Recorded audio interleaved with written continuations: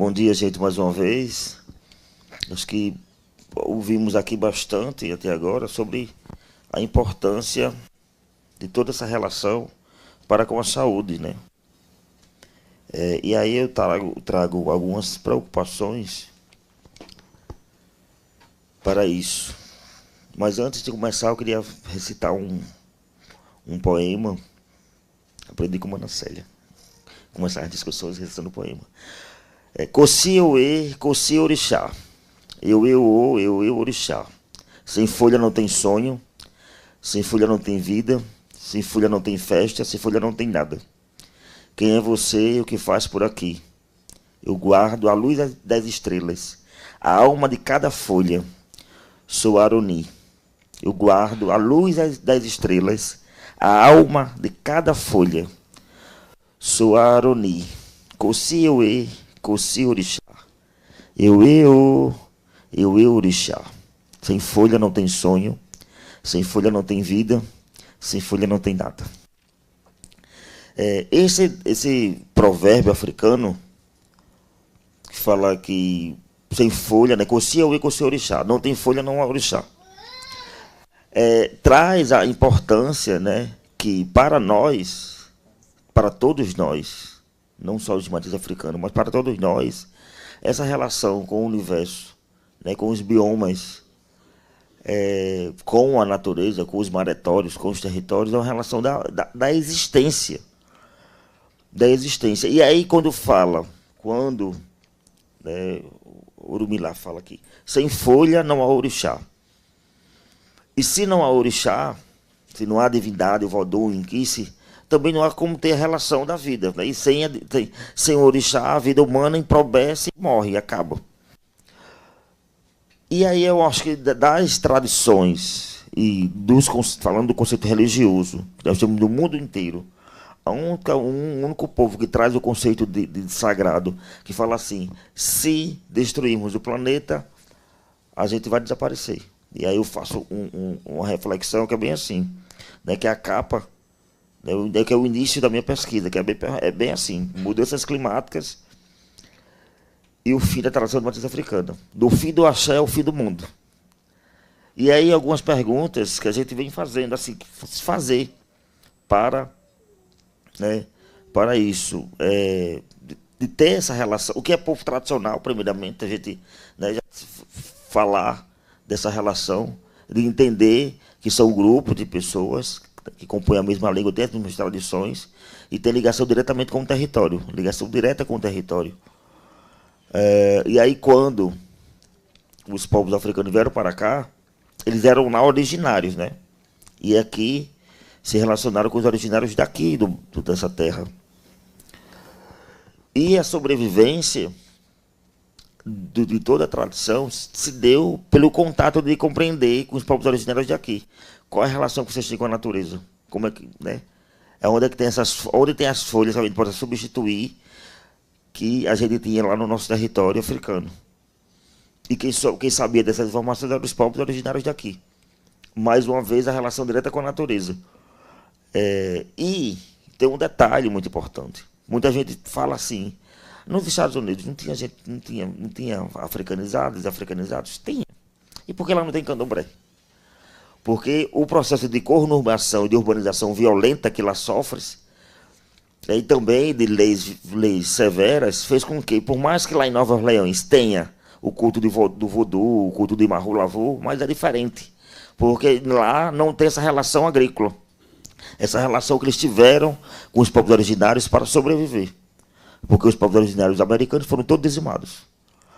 E aqui teve essa relação de fazer com que a tradição se mantesse, porque a maioria estavam ligados nas áreas rurais. Os quilombos, na maioria dos terreiros que foram surgindo em áreas rurais, em áreas afastadas da urbanização.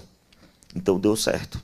Nos Estados Unidos, um outro universo, o bioma, e aí uma coisa bem técnica. O bioma brasileiro tem uma relação de aproximação com o bioma africano. Já o bioma lá do norte global, não. Então, quando eles chegam aqui, uma coisa bem simples, chegam aqui, encontram uma gameleira branca, dizem assim, então dá para cultuar iroco, dá para cultuar louco, nessa árvore aqui. que ela parece. E tantas outras ervas e espécies de vegetação foram associadas, porque a gente olha assim no mapa e vê que a América Latina se encaixa ali na África, né? Dá para encaixar, igual um quebra-cabeça. Quando a gente corta, dá para encaixar. E se Pangeia realmente existiu, essa relação ela existe, ela está dividida pelo oceano, mas deve como a tradição sobreviver. Porque o Vodum, o orixá, o Inquice, a divindade, ela nasce onde tem a natureza viva. Onde tem o brotar. Onde tem a planta, a erva, onde tem um rio. Por isso que teve tanta dificuldade de não ter culto lá em cima. Tem Nova Orleans, que é mais pertinho ali do Haiti. Mas Nova York tinha escravizado? Tinha. Mas não tinha bioma parecido com o bioma africano. Não tinha como correlacionar. Então essa cantiga, esse poema, fala bem disso. E aí uma das coisas que a gente, né, faz outra pergunta. Por exemplo, todo mundo sabe que tem quartinhas, né, dentro das territoriais tradicionais. Várias quartinhas. Tem lá o altar, né, tá aqui o Oxum. Então, eu posso pegar essa Oxum aqui e colocar em casa, no local, e colocar uma quartinha com água. Ou um copo com água mesmo, assim como esse aqui. E essa água concentra energia. Mas se eu for encher a água da torneira, e tem cloro na água, tem nitrato na água, para o consumo, né, o consumo humano, ela já não é adequada. Será que dá para ter axé? E o nitrato, o cloro que está ali dentro da água, dá espaço à energia axé?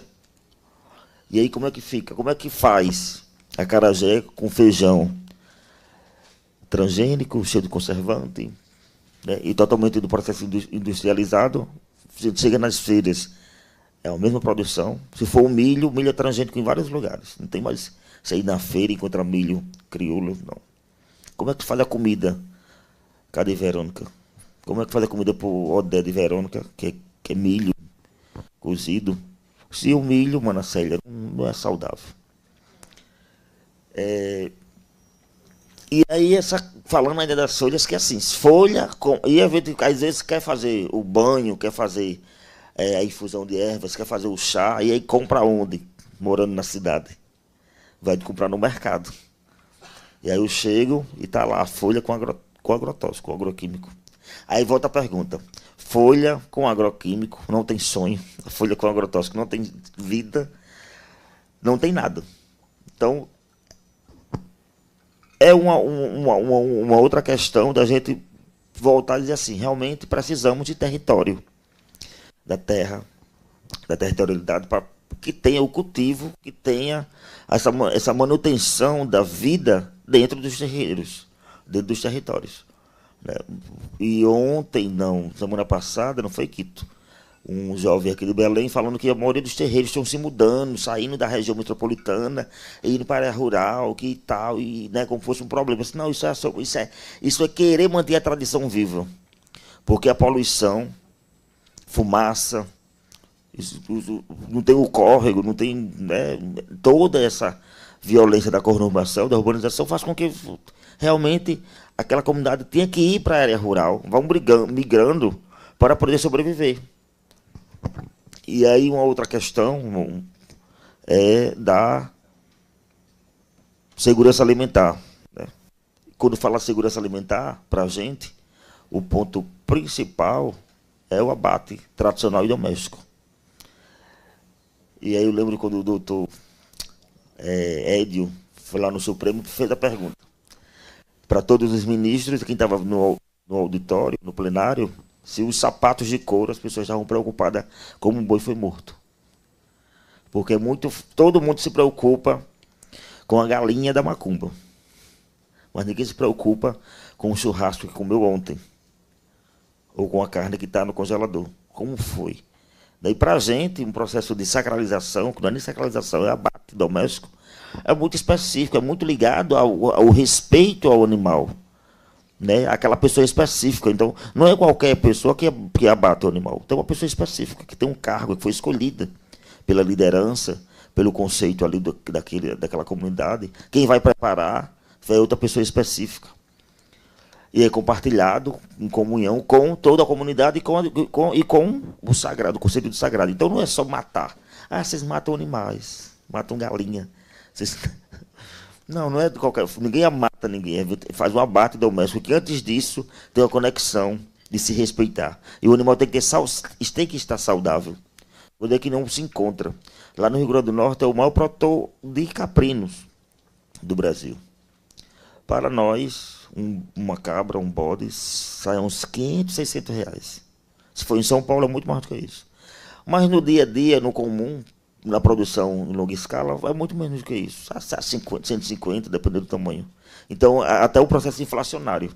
Nós precisamos produzir para nós mesmos. Agora, como produzir? Como criar galinha e bode para povo tradicional comprar de povo tradicional? Só que não tem a terra, não tem território. Fundo e fecho de pasto criando bode lá no interior da Bahia e vendendo para todos os terreiros do Brasil. Fantástico. Mas e como é que a gente faz essa ligação? Se o pessoal de fundo e fecho de pasto também tem um território violado. E aí eu quero só finalizar trazendo algumas reflexões, alguns ditados, provérbios bem ligados ao sagrado, né? Existe uma coisa chamada Orumilá na África e aqui no Brasil, que é o oráculo. O Orumilá são uma combinação de 200 e poucos combinações de signos do seu destino. Que se joga e vê o destino, e vai ser algumas frases assim: seu destino é esse, isso é que tem, para resolver esse problema, você tem que fazer isto. Esse sacrifício, ou parar de comer aquilo, ou parar de fazer aquilo. E existe alguns problemas que caem na caminho das pessoas relacionados a essa questão da natureza. Né? Que o Urumilá fala. Vou falar em português mesmo, porque está em Yorubá e tem em português assim. Quem derruba a árvore, derruba a si próprio. Quem corta a árvore, fere a própria cabeça.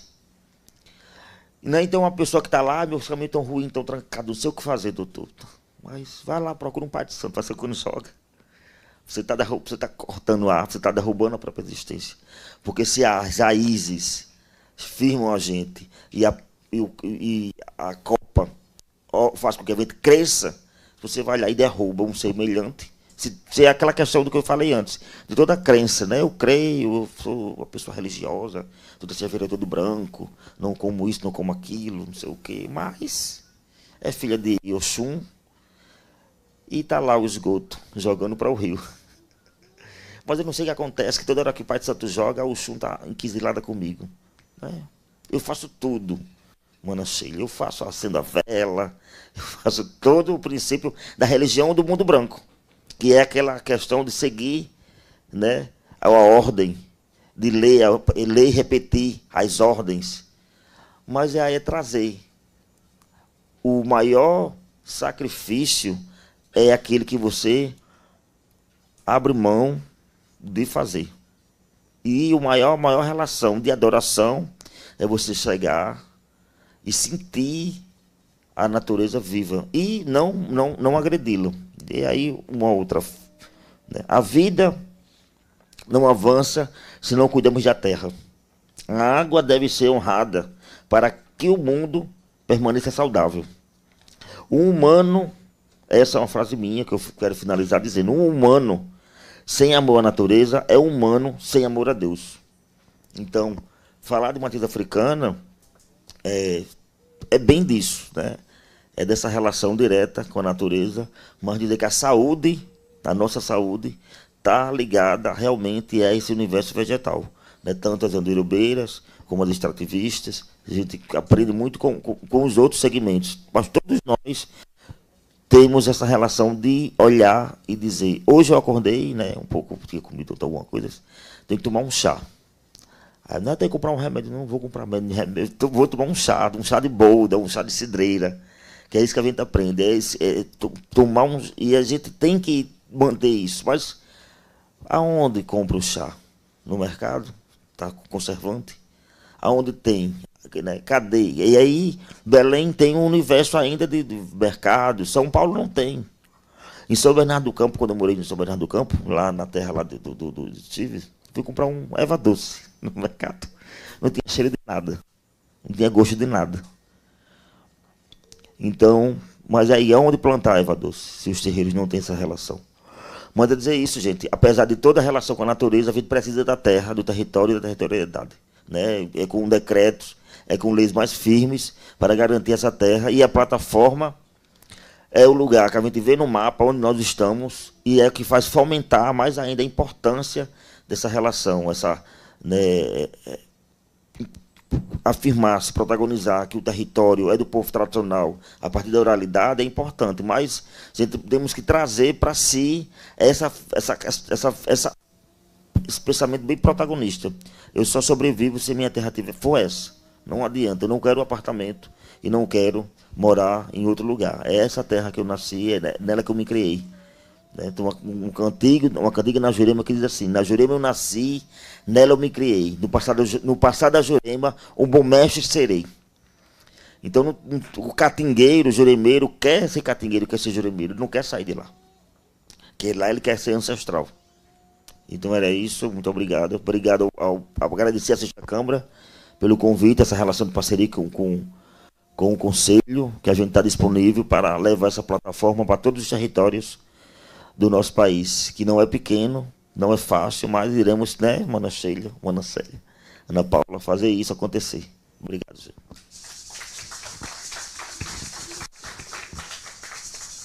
É muito importante para o MPF ouvir povos de terreiro e pensar qual é a territorialidade específica desse povo.